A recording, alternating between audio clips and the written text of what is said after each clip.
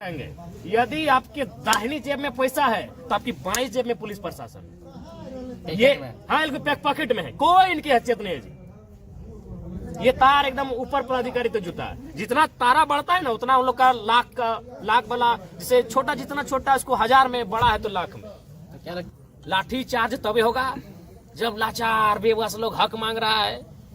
Sir जो उनको डरा सहमा लोग भी लाठी चार्ज करेगा। देखते हैं ना बागमारा में कितना ये लोग माफिया को खदेड़ता है, देखते हैं हम तो सामने, हम तो वॉच करेंगे। अब तो लेटर भी लेके आए। कहते हैं जिस दिन कोयले की अगर ईमानदारी पूर्वक जांच हुई, कोयला अवैध कोयले तस्करी की, इस राज्य के सर्वोच्च पदाधिकारी के टेबल तक पहुंचेगा।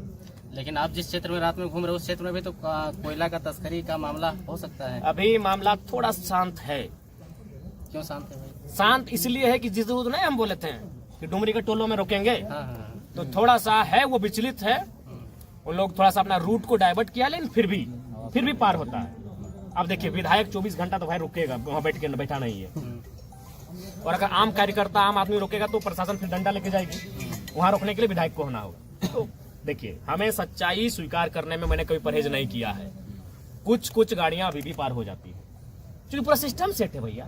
लेकिन हाँ इतना खौफ है कि जिस दिन सुने हाँ कि बिहार की मंडी में भी चर्चा है कि एगो नया लड़का जीत के आया है और टोलवा उसी के इलाके में पड़ता है। तो ये तो है कि जिस दिन मैं खेपा जिस दिन हमको थोड़ा सा टाइम भी नहीं मिलता है, 3-4 को विधानसभा जाना पड़ता है, रात को 2 बजे के सोते हैं, फिर 10 बजे या तो जो सरकार में बैठ कर क्रांतिकारी डिसीजन होगा तभी ये शांत होगा, और नहीं तो कुछ नहीं। एकदम स्पष्ट कहते हैं इनका लाठी चार्ज तभी होगा जब लाचार बेबस लोग हक मांग रहा है। सर जो उनको डरा सहमा लोग भी लाठी चार्ज करेगा। देखते हैं ना बागमारा में कितना ये लोग माफिया को खदेड़ता है, देखते हैं हम तो सामने, हम तो वॉच करेंगे। अब तो लेटर भी लेके आए सीएम को। बिल्कुल हमें खेद है, हम बोले हम कुछ विषयों पर जो गलत है उन पे हम बोलेंगे, लेकिन एक मानवता के नाते हमें भी पीड़ा है कि भाई एक संवैधानिक पद पे जो व्यक्ति है, एक माफिया कैसे मारेगा यार उसको। एक माफिया मार देगा, पत्थर से मार दिया है और अभी सामने से मारा है। जो वहाँ लोग कह रहे, चूंकि यह पुलिस का मामला है, डर से हमें कुछ कोई बोलेगा नहीं, सब जरा मत थोड़ी है कि मुंह खोल देगा। कलेजा चाहिए ना भाई। वहाँ सुनिए, चूंकि एक तरफ माफिया है और एक तरफ पुलिस है, और पुलिस का बड़ा घायल हुआ है, कोई देखा भी तो नहीं कुछ बोलेगा, पीस जाएगा ना, पीस जाएगा। वहाँ क्या हुआ है कि माफिया को पकड़ के ले जा रहे थे डीएसपी महोदय, गाड़ी में बैठाने वाले थे, तब तक उसका समर्थक लोग ला जाके उनको पत्थरबाजी करके घायल कर दिया है। वही देखते हैं प्रशासन का, और आज उनका कार्रवाई बता देगा कि वो सेट है कि नहीं है। अगर धनबाद से कोयलांचल से धनबाद बोकारो मिलके और कुछ कोलियरी का हिस्सा मिलकर कोयलांचल बनता है, अगर कोयलांचल में माफियाओं का मनोबल गिरता है तभी समझिए कि पुलिस निष्पक्ष और ईमानदार है, और नहीं उसके बाद भी अगर कोयले की काली कमाई जारी रहती है तो सोच लिए वो सेट है। तो क्या पुलिस अपना जान जोखिम में डाल के पैसा कमाएगी?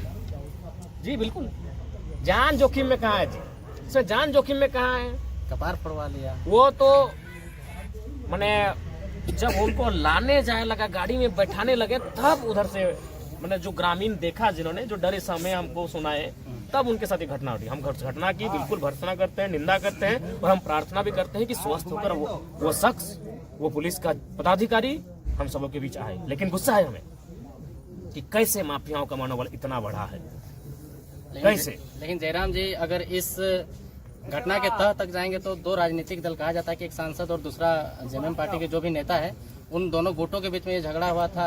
और देखिए मामला क्या है, मामला है वहाँ गोविंदपुर शायद एरिया का नाम है, हाँ जो भी है, गोविंदपुर, धर्मा बांध और 4-5 गांव जो भी है, हाँ जो भी है, खरखरी, तो उधर जो भी एग्जैक्ट नाम हमने कन्फर्म है, मैंने बागमारा का वो क्षेत्र, उनको एक गाँव है, कुछ गाँवों को विस्थापित किए बिना काम हो रहा था।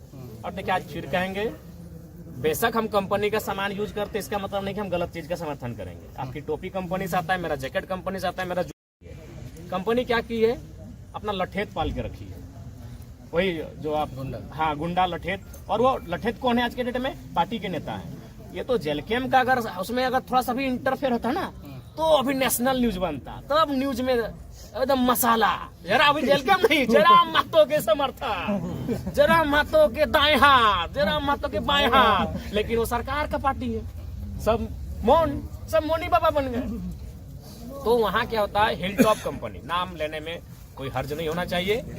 वो क्या करती है, गुंडा हायर की है। क्योंकि ऐसा उनको लगता है कि अगर रैयतों को हमको नौकरी देना पड़ेगा तो मान के चलिए 50 रुपया खर्च हो जाएगा, रैयतों को अगर मुआवजा देना होगा तो और 50 रुपया खर्च होगा। लेकिन उनको नौकरी और मुआवजा ना देकर हम कुछ गुंडा को 50 रुपया दे देते हैं, 50 रुपया मेरा बने।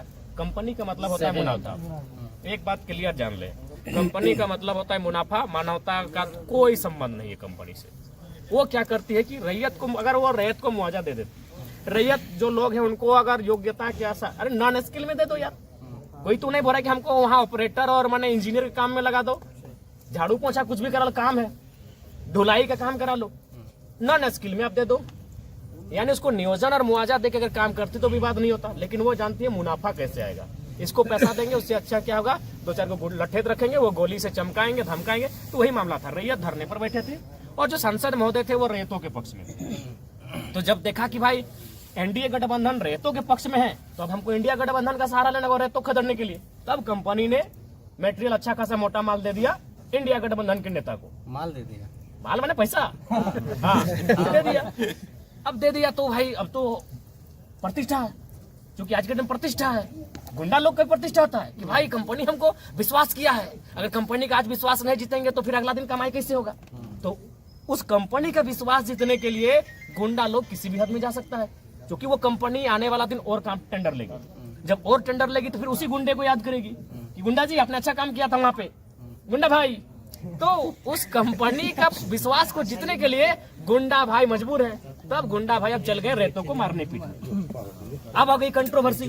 तो भाई प्रशासन का वहां कर्तव्य बनता है कि अब विधि व्यवस्था खराब होगी, एक तरफ रैयत है, एक तरफ कंपनी के लठेत यानी गुंडा भाई लोग। तो अब है क्या कि अब वहां विवाद होगा, तब प्रशासन इंटरफेयर करती है कि भाई ऐसा ना हो, समझौता हो, वार्ता हो। तो उसी क्रम में ये माहौल खराब होता है। चूंकि हम सुनी हुई बात कह रहे हैं, अब हम जो कह रहे हैं आप उसे एक्सेप्ट नहीं मानिए, आप भी इंक्वायरी कर ले। हम ये नहीं कि हम ब्रह्मास्मि, हम जो कह रहे हैं वही सत्य है। आप भी जाके, चूंकि आप रिपोर्टर हैं, हम पता कर ले। जो बात मैं सुना मैं अपने तर्क को रख रहा हूँ।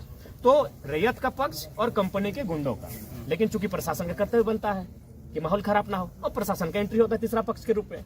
होता है झड़प होता है तो प्रशासन को लगता है कि ये बदमाश है, ये गुंडा है, ये माफिया है, उसको पकड़ के वो गाड़ी में बैठाती है। अब उसी क्रम में उस गुंडों के समर्थक एसडीपीओ महोदय को घायल करते हैं। ये हमारी काली सच्चाई है।